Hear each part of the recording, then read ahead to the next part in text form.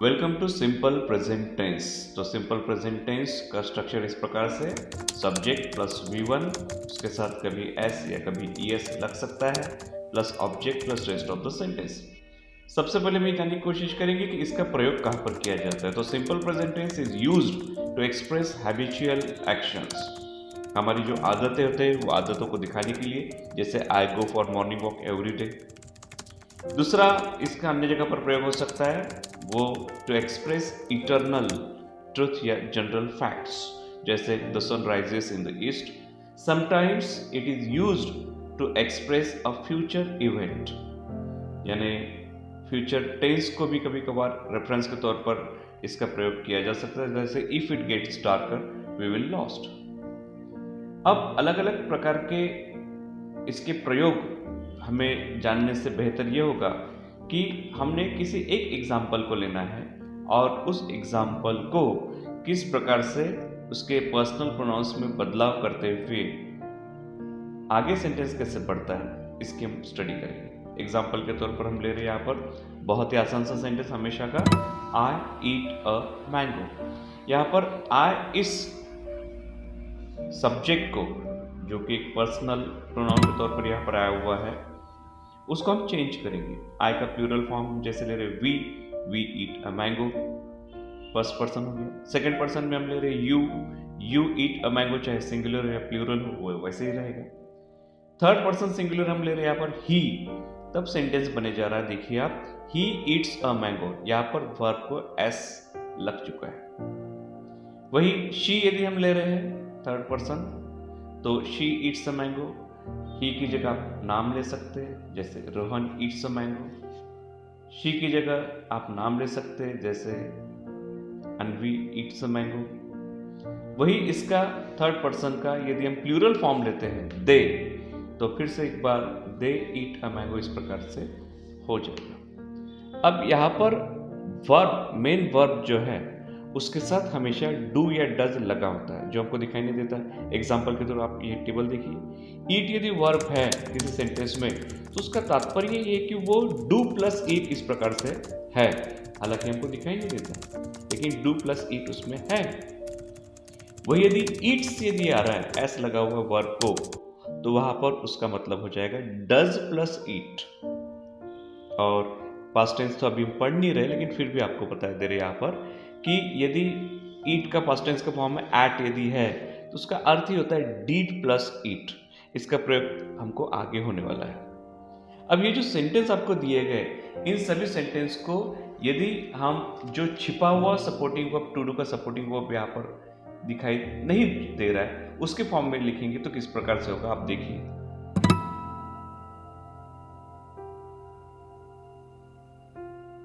अब इन्हीं सेंटेंस को निगेटिव सेंटेंस में यदि कन्वर्ट करना है तो सिंपली जो सपोर्टिंग वर्ब डू हमको दिखाई नहीं दे रहा था, उस सब को हम लिखकर हर एक के साथ यदि नॉट लगा देंगे तो सभी के सभी सेंटेंस हो जाएंगे हमारे निगेटिव सेंटेंसेस। एग्जाम्पल आपके आंखों के सामने ऑलरेडी है। सिंपली हमने हर एक सपोर्टिंग वर्ब नॉट डू के साथ, जो डू का सपोर्टिंग वर्ब है कहीं डज भी आया हुआ है, उसके साथ हमने नॉट लगा दिए तो सेंटेंस बन गए। जैसे I do not eat a mango, we do not eat a mango, you do not eat a mango, he do not नहीं, यहाँ पर ही डज नॉट, क्योंकि थर्ड पर्सन सिंगुलर है तो सेंटेंस हो जाएगा he does not eat a mango. या she does not eat a mango, नाम हमने लिया है Rohan does not eat a mango, या Anvi does not eat a mango, वही इसका प्लूरल फॉर्म हम कर देंगे तो हो जाएगा दे does not eat a mango. यानी जो सपोर्टिंग वर्ब हमको दिखाई नहीं दे रहा था टू डू का, उसको हमने बाहर निकाले, उसके साथ नॉट लगाए और सेंटेंस हमारे पूरे पूरे निगेटिव गए। इन्हीं सेंटेंस को कॉन्ट्रैक्शंस के फॉर्म में हम लिख सकते हैं। देखिए, जैसे do plus not don't, does plus not doesn't, तो इन्हीं सेंटेंस को इस प्रकार से भी लिखा जा सकता है, जैसे I don't eat a mango, you don't eat a mango, we don't eat a mango, he don't eat a mango, no he doesn't eat a mango, she doesn't eat a mango. नाम यदि हम ले रहे हैं तो Rohan doesn't eat a mango, Anvi doesn't eat a mango, वही they यदि हम ले रहे तो they don't eat a mango. इन्हीं सेंटेंस को, जो कि हम पॉजिटिव सेंटेंस ले रहे फिलहाल, इन पॉजिटिव सेंटेंस को फिर से हमको यदि इंट्रोगेटिव या क्वेश्चन फॉर्म में चेंज करना है तो सिंपली जो सपोर्टिंग वर्ब हमको दिखाई नहीं दे रहा था पहले, उसको हमने निकाल लिए और उसकी जगह सब्जेक्ट और वो सपोर्टिंग वर्ब को हमने आपस में बदल लिए और सेंटेंस जैसा का वैसा रखकर आखिरी में हमने क्वेश्चन टैग या क्वेश्चन मार्क लगा दिए तो पूरे पूरे सेंटेंस हो जाएंगे हमारे इंट्रोगेटिव। जैसे सेंटेंस ओरिजिनली हमारा था आई ईट अ मैंगो, तो उसका अर्थ ही होता है I do plus eat a mango, I do eat a mango. तो डू हटकर सामने आ जाएगा और हो जाएगा do I eat a mango. We में भी वैसे होगा do we eat a mango, do you eat a mango आ रहा है।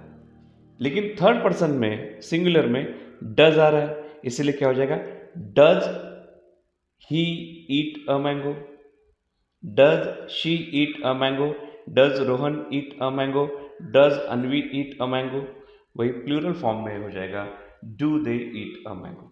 यानी सिंपली जगह चेंज करने से, सपोर्टिंग वर्ब की जगह चेंज करने से सेंटेंस इंट्रोगेटिव या सपोर्टिंग वर्ब के साथ नॉट लगा देने से निगेटिव सेंटेंसेस, इस प्रकार से सेंटेंसेस हम आपस में बदल सकते हैं। हाँ, एक बात हमको ध्यान में रखना पड़ेगा कि जो भी हम इंट्रोगेटिव या क्वेश्चन सेंटेंस बना रहे हैं उसके आखिरी में हमको क्वेश्चन टैग देना ही चाहिए।